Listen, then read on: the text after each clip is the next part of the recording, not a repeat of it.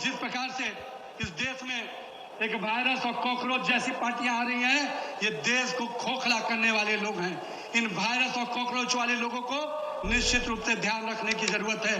ये देश के टुकड़े करने वाले गैंग के लोग हैं। इन देश के टुकड़े करने वाले गैंग के लोगों को सबक सिखाने का काम भारतीय जनता पार्टी का कार्यकर्ता ही कर सकता है। मित्र, सुबह सुबह जो हमारे भारतीय जनता पार्टी के प्रेसिडेंट हैं, अभी अभी अपॉइंट हुए नितिन नबीन जी, उन्होंने एक स्टेटमेंट दिया है कि जंतर मंतर पर जो लोग बैठे हुए हो कॉकरोचेस से, वायरस से, उनका स्टेटमेंट मैं पहले आप लोगों को सुना देता हूँ, उसके बाद मैं अपनी बात रखूंगा। सामान्य लड़ाई नहीं है। जिस प्रकार से इस देश में एक वायरस और कॉकरोच जैसी पार्टियां आ रही हैं, ये देश को खोखला करने वाले लोग हैं।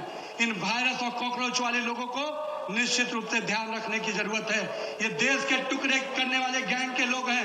इन देश के टुकड़े करने वाले गैंग के लोगों को सबक सिखाने का काम भारतीय जनता पार्टी का कार्यकर्ता ही कर सकता है। मित्रों, आज पूरे विश्व में भारत का तिरंगा लहराता है। सम्मान के साथ हम आगे बढ़ते हैं। बिल्कुल, बहुत सम्मान के साथ भारत का तिरंगा लहराया जा रहा है। अपने देश के युवाओं को कॉकरोचेस और वायरस बोलकर बहुत देश का तिरंगा लहराया जा रहा है। तो ये जो स्टेटमेंट है भारतीय जनता पार्टी के प्रेसिडेंट का, थोड़े दिन पहले एजुकेशन मिनिस्टर, यहाँ पर जो लोग आए हुए प्रोटेस्ट कर रहे हैं, बच्चों के लिए न्याय मांग रहे हैं, उनको आतंकवादी कहते हैं। और अभी बीजेपी के प्रेसिडेंट कहते हैं ये वायरस है, और कह रहे हैं कि इनको सबक सिखाना पड़ेगा, और इनको सबक बस भारतीय जनता पार्टी के कार्यकर्ता सिखा सकते हैं। मैं पूछना चाहता हूँ, कैसे सबक सिखाना चाहते हो? क्या कहना चाह रहे हो आप? लोगों को मारना चाहते हो? और क्या इसीलिए हम देख रहे थे कि जिन गुंडों ने यहाँ आकर एक इंसान का सर फोड़ा, उसके खिलाफ पुलिस ने कोई एक्शन नहीं लिया, तो ये जो सबक सिखाने की बात हो रही है, वो उसी प्लान का हिस्सा था क्या? एक तरफ एजुकेशन मिनिस्टर टेररिस्ट कहता है, उनकी पार्टी का प्रेसिडेंट कहता है वायरस है, इनको सबक सिखाना चाहिए, और बीजेपी के कार्यकर्ता ही सबक सिखाएंगे। उसके बाद बीजेपी के गुंडे यहाँ आकर गुंडागर्दी करते, लोगों का सर फोड़ते हैं, और उसके बाद पुलिस उनके ऊपर कोई एक्शन नहीं लेती। तो ये क्या बीजेपी और पुलिस की कोई सेटिंग चल रही है? ये मेरा सवाल है, पुलिस से भी और बीजेपी से भी। और नितिन नबीन जी से मैं कहना चाहता हूँ कि हम लोग वायरस नहीं है। ये जो बीजेपी नाम का वायरस इस देश पर लगा हुआ है, और धर्मेंद्र प्रधान नाम का वायरस जो इस एजुकेशन सिस्टम पर लगा हुआ है, हम उसकी वैक्सीन है, हम उसका एंटीवायरस है, तो हम लोग वायरस नहीं है। और डबल इंजन सरकार का और एक डबल कमाल, डबल धमाका हो चुका है।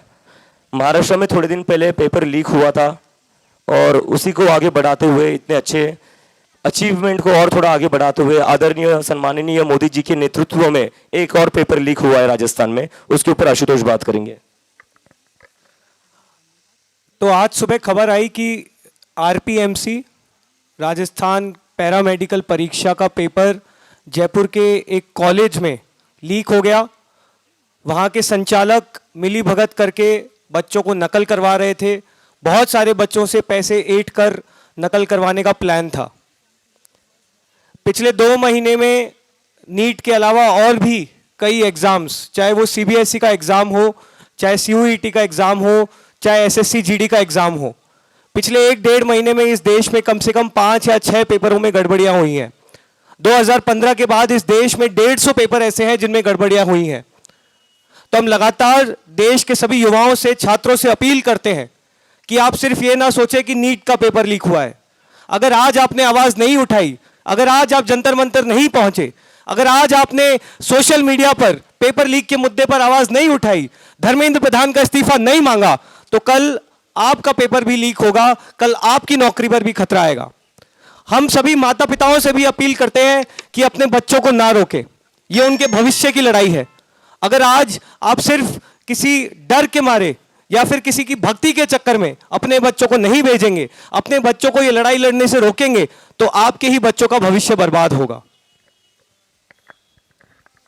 और जैसे कि हम देख रहे हैं कि पिछले कुछ दिनों से कई सारे किसान यहाँ आने की कोशिश कर रहे हैं, लेकिन उनको हाउस अरेस्ट के अंडर पुट किया जा रहा है, हाउस अरेस्ट में रखा गया है 48 घंटों से।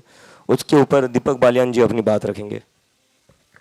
साथियों, पिछले कई दिन पहले जब हमने 28 तारीख का बड़ा कॉल दिया था कि सभी किसान संगठन, खाप पंचायतें और छात्र संगठन सब यहाँ बड़ी संख्या में आ रहे हैं, तब से हमें लगातार सूचनाएं मिल रही हैं कि उन किसान नेताओं, छात्र नेताओं, बड़े संगठन जितने भी हैं जो यहाँ आ रहे थे, उनके घरों पे पुलिस भेज के उनको हाउस अरेस्ट किया जा रहा है, और कईयों के तो वीडियो और फोटो भी हमने डाले हैं।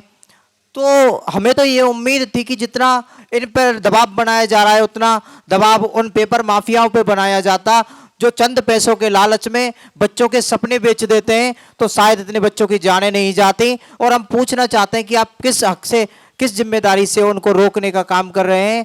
तो हमारी यही बातें थी जो हम आपके बीच में साझा करना चाह रहे थे। और भी कई चीज़ें हैं, जैसे फोटो हैं लगातार हमारे पास में आ रहे हैं, हम आगे वो भी आपके बीच में जारी करते रहेंगे। ट्वीट भी हमने किए, और जो जो हमारे पास में मैसेज आएंगे वो भी हम आपको बताते रहेंगे।